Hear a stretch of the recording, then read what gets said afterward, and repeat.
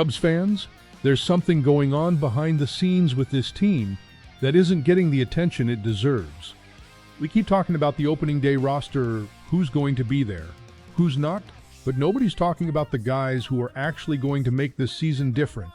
And here's the thing, they won't even be on the field for the first game. 3 names. 3 completely different situations. And all 3 have one thing in common. When the moment comes, and it will, the Cubs are going to truly need them.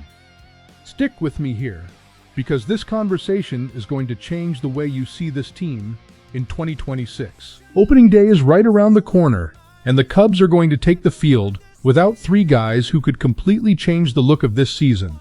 And here's the thing, this might be the best news you'll hear today. Ryan O'Rourke over at Cubby's Crib put out an analysis a few days ago that I found myself rereading several times, because it touches on something every fan who follows this team closely already knows. The Cubs have plenty of talent waiting for their shot in the minor leagues. 3 names in particular, Riley Martin, Jonathan Long, and Kevin Alcantara, won't be on the opening day roster, but the question isn't if they'll arrive, it's when. And with Seiya Suzuki's injury disrupting the last-minute planning, that when could come much sooner than the front office is letting on. Let's start with Riley Martin. This guy spent all of last season in Iowa and put up numbers that would make any scout sit up in their chair. A 2.69 ERA, a 3.54 FIP, a strikeout rate above 30%. And most impressive of all, he started to rein in the walks, which had always been his weak spot. His curveball is graded 70 out of 70 on Fangraphs. That's not a minor league prospect grade. That's the grade of a pitcher who can dominate at the MLB level. Then there's Jonathan Long. A 305 batting average, a 404 on-base percentage, and 20 home runs in AAA. This guy hits like a big leaguer, period. The only thing that delayed his call-up was an elbow sprain during spring training. And look, he's already back to working out. He even recorded a hit over the weekend. His body is responding. And then comes Alcantara, the guy the Cubs valued more than Owen Casey this offseason. Think about that. They were willing to move on from Casey, knowing they had Alcantara in the system. That tells you everything about how the front office views this young player. Let me put this into a bigger context so you understand the weight of what's happening. The Cubs entered spring training with some gaps in the bullpen and the outfield. Ryan Rollison, Jack Neely, and Luke Little were sent down to the minors. Porter Hodge, and Jordan Wicks opened the season on the injured list. That already created room in the bullpen for names like Ben Brown and Gavin Hollowell. But then Suzuki's injury happened, a posterior cruciate ligament strain. For now, it looks like a short-term issue, but knee injuries have a bad habit of becoming more complicated than they first appear. If he needs more time than expected, the conversation about Alcantara joining the big league roster starts much earlier than anyone planned. And even without Suzuki's injury, the team still needs 2 outfielders for the bench. Dylan Carlson and Michael Conforto are the current favorites, but it's not guaranteed both will be perfect fits. Opportunities can open up quickly. And look, I need to talk to you directly here, because I know some fans are going to feel frustrated when they see that Long and Alcantara aren't on the opening day roster. I get that frustration. I feel it too. But put yourself in the front office's shoes for a second. You've got a guy like Long who literally has nothing left to prove in AAA. Elite walk rate, plenty of power, mature approach at the plate. But he plays first base. And with Michael Busch locked in as the starter, Long's opportunities at the big league level would be limited, basically rotating as a designated hitter with Moises Ballesteros. Does it make sense to wait until he's 100% healthy and ensure that when he comes up, he plays every day? Maybe. But there's also a strong argument on the other side. This guy has already shown everything he needed to show. The time is now. And you follow this team every single day. What's your take? Drop it in the comments because I want to hear what you think about this timing. By the way, if you enjoy this kind of analysis, Cubs behind-the-scenes insights from a fan who follows the team daily, consider supporting the channel. That's what keeps this content going. Now let's talk real impact, because these three players aren't just depth pieces. They could become core parts of what the Cubs are building over the next few years.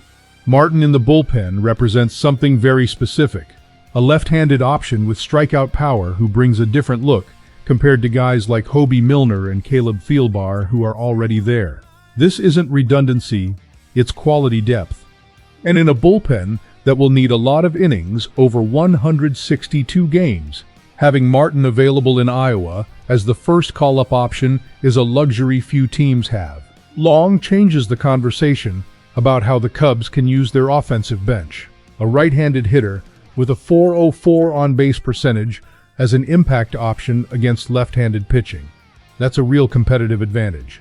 And with Matt Shaw learning to play right field, the team could have more tactical flexibility than it appears right now. There's something Ryan O'Rourke pointed out in his analysis that I think a lot of people overlook. The Cubs brought in a large number of minor league free agents this year, names like Brad Keller, specifically to uncover the next breakout talent. That creates internal competition in the system, which will either accelerate development or force quicker call-ups. What happens in the first few months in Iowa will define the call-up hierarchy. If Martin starts dominating, he jumps ahead of guys like Neely, Little, and Roberts.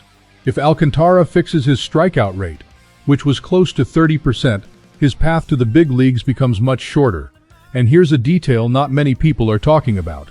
Suzuki and Ian Happ both become free agents after this season.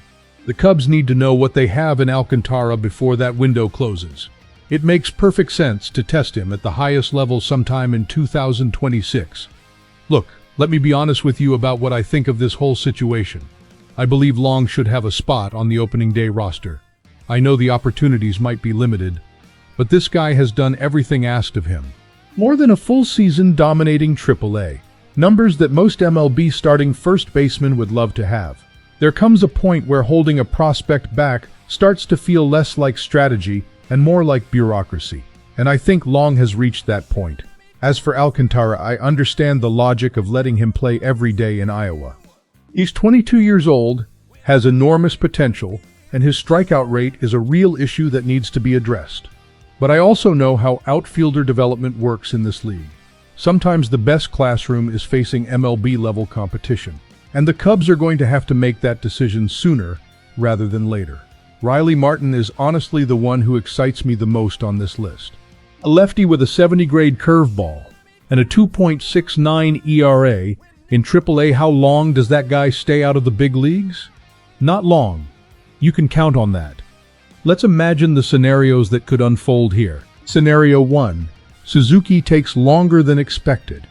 Alcantara gets called up as early as April, plays in the outfield every day, and starts proving that his strikeout rate was an adjustment issue, not a limitation. That's the scenario I most want to see. Scenario 2. The bullpen starts to crack under the pressure of the first few weeks. Riley Martin gets called up in May, steps in as an impact left-handed arm, and delivers the devastating curve everyone in the system already knows about. The Cubs realize they've got a real bullpen asset for years to come. Scenario 3. Long starts the season in Iowa, keeps crushing pitchers, and then someone gets hurt, whether it's Bush or Ballesteros. Long arrives in June hungry to prove he should have been called up earlier, and then the entire conversation changes. Any of these paths feels far more likely than finishing the season without seeing at least one of these three become a real part of the major league roster. In the end, that's what makes baseball different from any other sport. The season is 162 games long.